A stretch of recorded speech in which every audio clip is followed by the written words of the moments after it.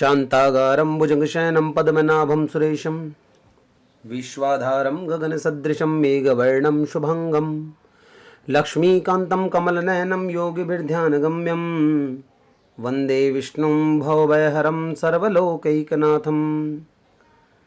नमस्कार दोस्तों, मैं आचार्य योगेश पारिक वेद स्वाध्याय पीठ के आओ ज्योतिष सीखे के इस महा एपिसोड के अंदर आप सभी का तहे दिल से हार्दिक स्वागत करता हूं।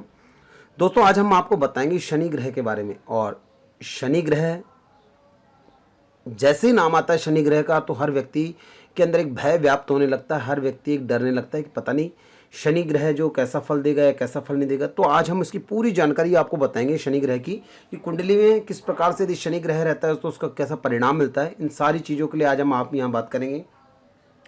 देखिए, जो शनि ग्रह है तो ज्योतिष के अंदर इसका बहुत बड़ा महत्व है। और हिंदू ज्योतिष में शनि ग्रह को आयु का, दुख देने वाला, रोग पीड़ा का, या टेक्निकल कहें हम लोहे से संबंधित, खनिज, तेल, कर्मचारी, सेवक या कोई कारक, इन सभी चीज़ों का कारक माना जाता है। और इसकी देखिए दो राशियाँ होती हैं, मकर राशि और कुंभ राशि। इन दोनों के जो स्वामी हैं वो शनिदेव हैं। और पुख्य नक्षत्र, अनुराधा नक्षत्र और उत्तरा भाद्रपद नक्षत्र, ये जो तीनों नक्षत्र है इनके स्वामी भी शनिदेव है। तो शनिदेव समाज में जितनी भी नेगेटिविटियाँ का जो इफेक्ट होता है, या मैं बताऊँ आपको जुडिशियल लाइन के अंदर यदि कोई चीज़ होती है तो उन सभी चीज़ों के लिए शनि कारक ग्रह माने गए हैं। तो मनुष्य के जीवन के अंदर देखिए, सबसे पहले मैं आपको बताना चाहूँगा कि शनि का जो शारीरिक लक्षण है वो लक्षण किस प्रकार से दिखता है, कि व्यक्ति का कैसे पता पड़ सकता है कि उसके लग्न के अंदर या तो लग्नेय शनि है, या लग्न के अंदर कारक है वो शनि है, या उसका स्वरूप किस प्रकार से पता पड़ता है। तो देखिए, उसकी जो यदि लग्न में शनि है या राशि जो है वो शनि की है लग्न के अंदर, यानी कि जैसे कुंभ लग्न हुआ या मकर लग्न हुआ या लग्न के अंदर शनि बैठे हुए, तो आप ये मान लीजिए कि ऐसे जातक जो होते हैं वो बड़े ही एग्रेसिव रहते हैं। और लेकिन साथ के अंदर आपको बताना चाहूँगा कि वो आलसी और सुस्त या मानसिक हानि वाले भी होते हैं। मतलब कुछ बातें ये ऐसी है कि मतलब हर कार्य के अंदर वो बड़ी सुस्ती से रहते हैं, और इसी के कारण उनका जो बल है वो शुष्क हो जाता है। शरीर का वर्ण जो होता है वो काला होता है। लेकिन ये ज़रूर बता दूं आपको मैं कि ऐसे व्यक्ति बहुत गुणवान होते हैं और हमेशा एकांत में रहना पसंद करते हैं। लेकिन साथ ही साथ उन्हें जो कि न्यायिक बातें होती हैं वो बहुत अच्छी लगती है, जो कि और अच्छी बातों का हमेशा ये लोग समर्थन करने वाले होते हैं। तो ये थी शनि की शारीरिक लक्षण। और जो शनि है यदि बली हो जाता है कुंडली के अंदर, तो देखिए उसका क्या परिणाम देता है कि ज्योतिष के अंदर जो शनि है तो ग्रह बली हो जाता है तो व्यक्ति को इसके सकारात्मक फल प्राप्त होते हैं। जैसे कि आपने देखा होगा कि जैसे तुला राशि में उच्च का होता है, ये मैं आपको आज की जानकारी आगे भी दूंगा कि यहाँ पर लिखा हुआ है मैंने वैसे तो, कि जैसे कि तुला राशि में शनि जो उच्च का हो जाता है, तो यहाँ शनि के उच्च होने से मतलब है कि उसका बलवान होने से इस दौरान यदि वो एक्टिव हो जाता है तो इस दौरान जातकों को कर्मठ बना देता है, कर्मशील बना देता है, न्यायप्रिय बना देता है। हर मतलब कुल मिलाकर बात यह है कि उनका जो आलसीपन होता है वो भी इस समय पर ख़त्म हो जाता है, और आदमी को धैर्यवान बनाता है। अपने कार्य के अंदर उन्हें वृद्धि भी दिलाता है, और उम्र भी, दीर्घायु भी उन्हें प्राप्त कराता है। ये बलि शनि का प्रभाव है। और यदि कुंडली के अंदर नेगेटिव यदि हो जाता है शनि, और नेगेटिव होने से क्या होता है कि कुछ जीवन के अंदर कुछ परेशानियां पैदा करता है, आदमी की सोच नेगेटिव हो जाती है। और यदि खास तौर से शनि मंगल ग्रह से पीड़ित है तो जैसे जातक दुर्घटनाओं से भी ग्रसित हो सकते हैं, और कारावास में जाने की भी ऐसे ही योग बन सकते हैं। और कुसंगति के अंदर भी ऐसे लोग प्रवृत्त हो जाते हैं। या मैं आपको कहना चाहूँगा कि कोई भी प्रकार का धन निवेश करते हैं तो उन्हें नुकसान होने की संभावना बन जाती है। लोगों से व्यवहार के अंदर कमी आ जाती है। बहुत सी ऐसी परेशानियां उनके जीवन के अंदर होती रहती है। और कुल मिलाकर सारी जितनी भी नेगेटिविटियां होती हैं, यदि शनि ग्रह का अगर अनुकूल फल नहीं मिलता या पीड़ित है शनि ग्रह किसी ग्रह से, तो फिर ये सारी संबंध या सारी परेशानियां कराता है। अब देखिए, शनि ग्रह का रोग स्थान शनि कहता है। शनि हमारे शरीर के अंदर जो नसें होती है, सर्वाइकल से संबंधित जो भी कार्य होता है वो सारा शनि का होता है। जो नसों के अंदर, शरीर के अंदर यदि नसों से संबंधित कोई बीमारी है तो वह सारा शनि का काम करेगा, शनि उसका काम करता है। और ज्योतिष के अंदर जो शनि है उसको कैंसर का, या मैं आपको बताऊं पैरालिसिस का, जुखाम का, अस्थमा का, चर्म रोग का, नसों का या फ्रैक्चर का आदि बीमारियां ये पैदा करता है यदि कुंडली के अंदर शनि ग्रह अनुकूल नहीं होता है तो। आइए हम बात करते हैं शनि का कार्य क्षेत्र। देखिए, शनि से जो यदि किसी का अनुकूल शनि है या भाग्य शनि है या फिर उसका कारक शनि है, तो मैं आपको बता दूं कि अगर ऐसे लोग हैं जो कि कमीशन का काम करना चाहे, ठेकेदारी का काम करना चाहे, मशीनरी से संबंधित यानी लोहे की मशीनरी से संबंधित जुड़ा हुआ कोई भी काम करना चाहते हैं, मैन्युफैक्चरिंग करना चाहते हैं, केमिकल का काम, ऑयल का काम, डीजल का काम, कोल का काम, लीकर का, प्रॉपर्टी का और कंस्ट्रक्शन का काम या लीडरशिप का काम या फिर कोई लेदर से बनी हुई, चमड़े से बनी हुई कोई चीज़ है उनका काम, क्राफ्ट से संबंधित कोई काम है, वूलन से संबंधित यदि कोई काम करना चाहे तो शनि जिनके कारक है वो ऐसा काम कर सकते हैं। और भी मैं आपको बता दूं कि फुटवियर का काम हुआ, तेल मिल का काम हुआ, धान्य का काम हुआ, गाड़ी का लेन देन का काम हुआ, सैनिटरी से संबंधित कोई काम है, यदि कोई कबाड़ी का काम होता है, वकालत का या प्लम्बर का काम, इनसे संबंधित यदि शनि ग्रह जिनके अनुकूल है या कारक हैं, तो ऐसे लोगों को अगर ये काम करना चाहे तो उनके लिए ये है कार्य बहुत ही अच्छा और बहुत ही लाभप्रद रहता है। यदि उत्पादक कार्य यानी कि आपको मैन्युफैक्चरिंग का काम करना चाहते हैं, जैसे यदि लेदर से संबंधित कोई चीज़ बनी हुई है, काली दालें हुई, दालों का काम हुआ, तेल तिलहन का काम हुआ, काली वस्तें बनाने का काम या केमिकल प्रोडक्ट्स आप यूज बना सकते हैं, ज्वलनशील पदार्थ यदि आप बनाएं तो और भी ज़्यादा अच्छा होगा। तो ऐसे उत्पादक कार्य यदि आप करते हैं तो ये आपके लिए बहुत ही बेस्ट रहेगा।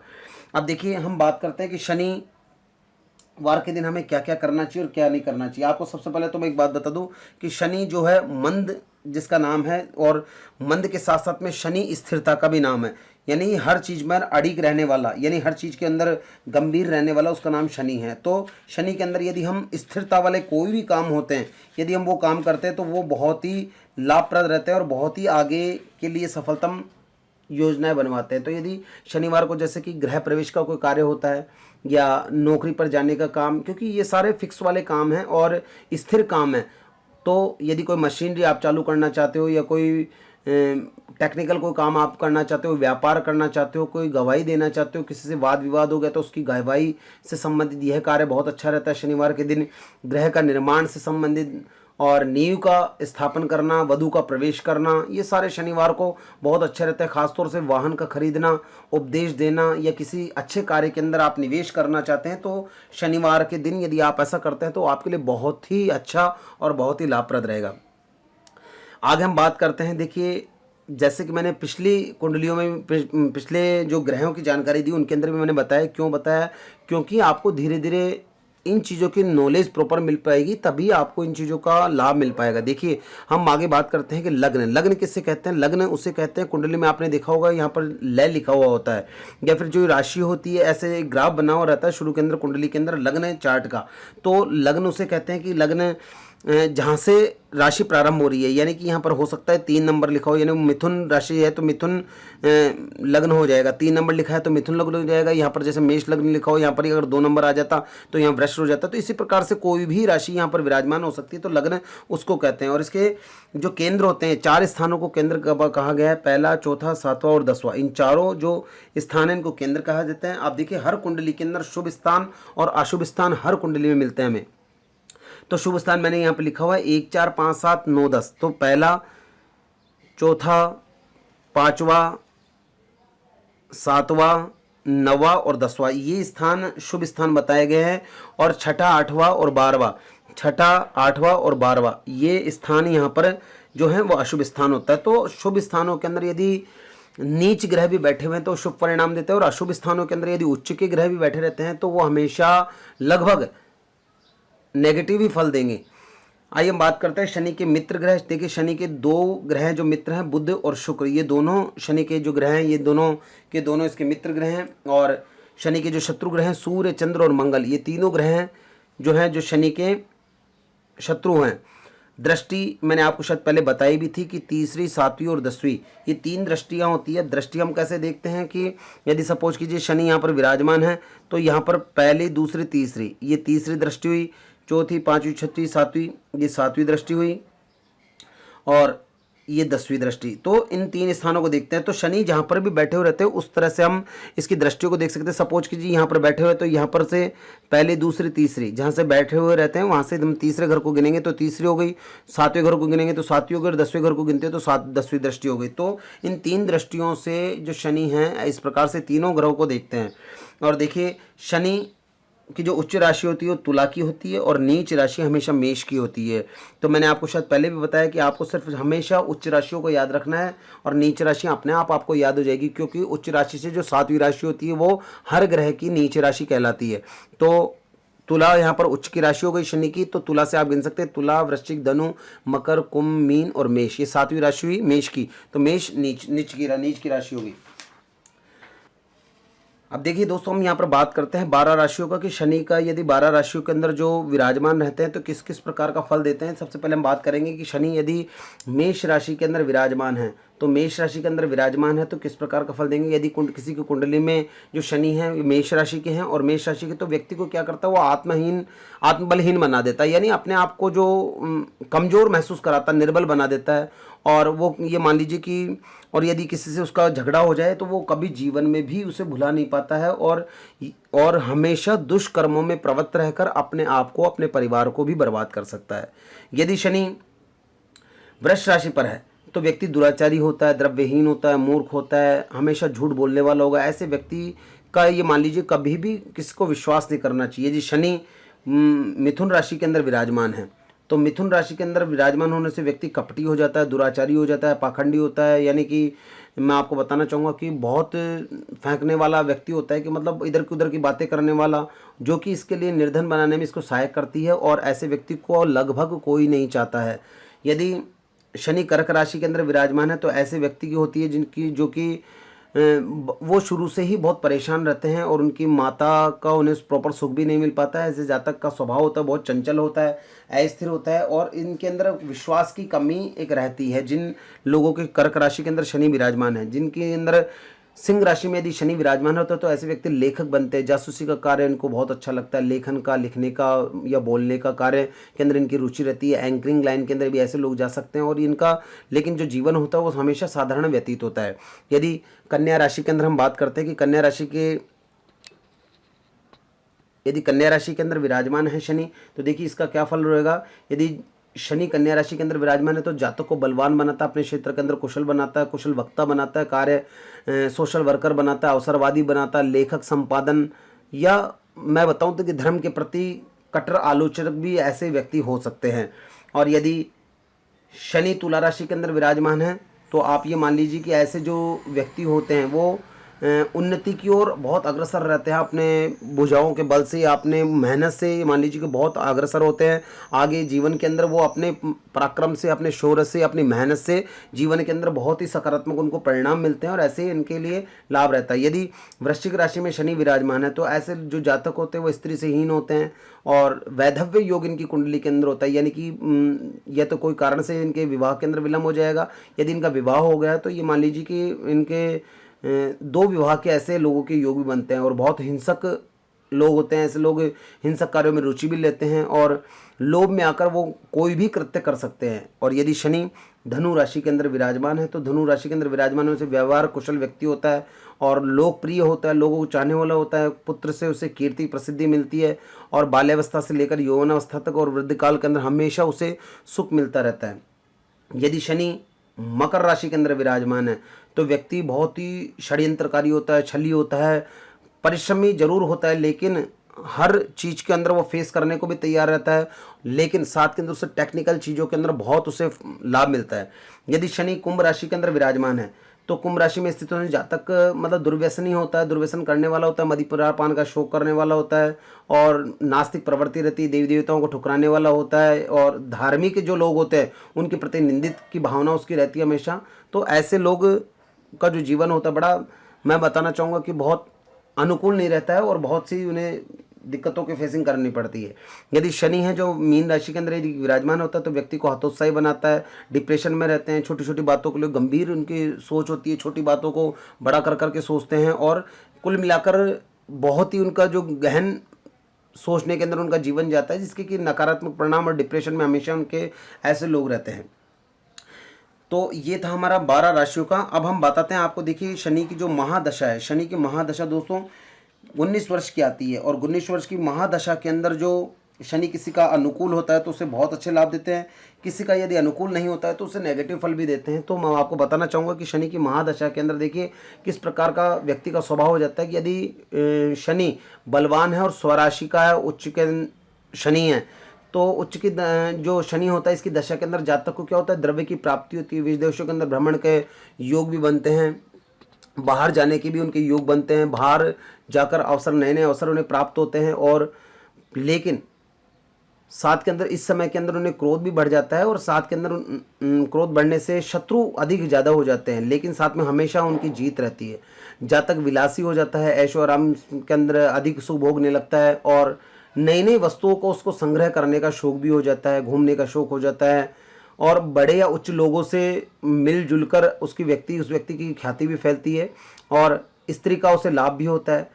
व्यक्ति कुल मिलाकर यही है कि व्यक्ति की जो उन्नति होती है वो तीव्रता से अग्रसर होती है और आगे की ओर वो हमेशा तीव्रता से बढ़ता रहता है। और यहीं अगर जो शनि ग्रह नीच का होकर बैठा हुआ है, अच्छे स्थान पर नहीं बैठा हुआ है, तो ये मान लीजिए व्यक्ति को मर्म स्थान में बहुत दुख पीड़ाएं भोगनी पड़ती है, चर्म रोगों से उसे बहुत परेशानी होती है, जातक को नई नई बीमारियों का सामना करना पड़ता है, खासतौर से उससे सर्वाइकल या नसों से संबंधित परेशानियां ज़्यादा होती है, बंधु बांधवों से उसका वियोग भी उसको सहन करना पड़ सकता है, कई प्रकार की विपत्तियां उस पर आ जाती है, दिनों दिन ऋण भी उसके ऊपर बढ़ सकता है या बुरे व्यक्तियों की संगति में जाने से उसका धन नष्ट हो सकता है या दुर्व्यसनी होने से भी उसको बहुत समस्याओं का उसको ध्यान करना पड़ता है।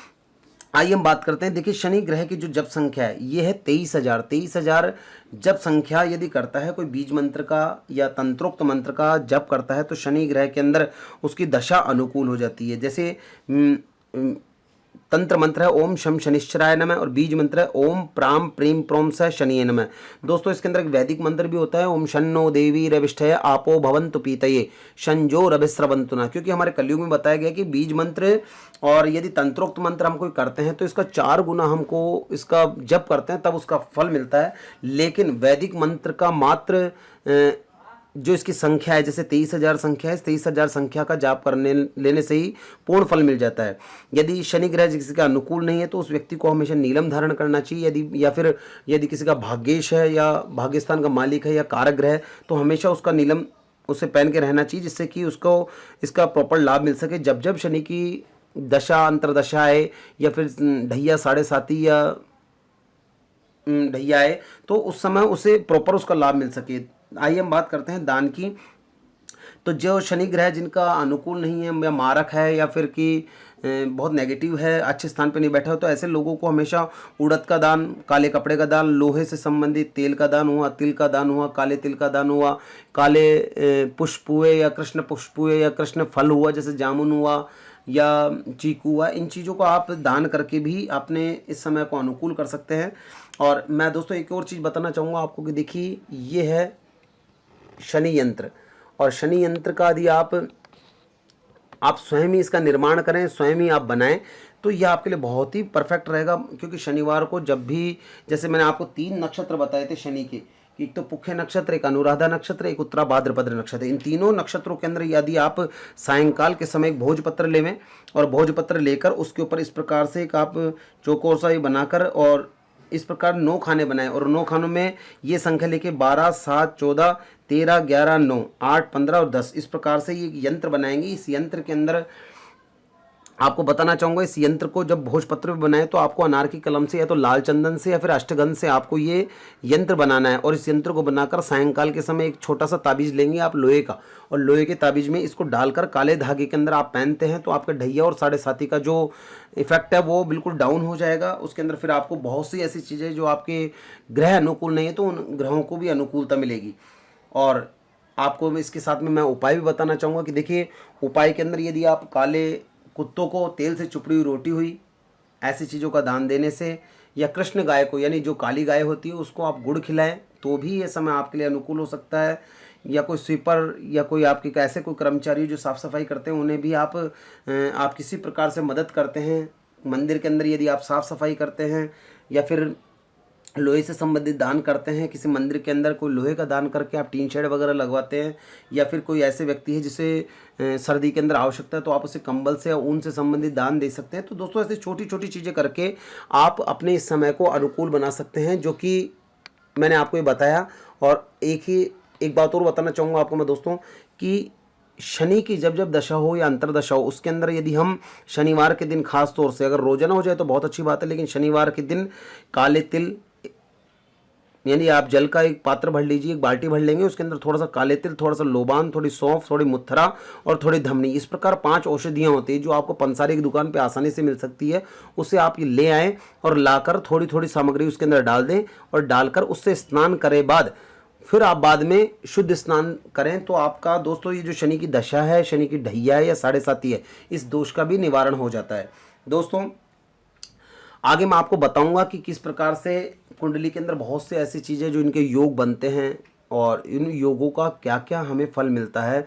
फिर हम धीरे धीरे हमारा जो पार्ट है पूरा कुंडली का, ये कुंडली का पूरा परफेक्ट हम पार्ट आपको समझाएंगे कि किस प्रकार से, किस ग्रह को देखने से या किस लग्न को देखने से या किस प्रकार से कुंडली देखना आना चाहिए। तो कुंडली को देखने के जो नियम होते हैं उनकी हम बाद में जानकारी करेंगे।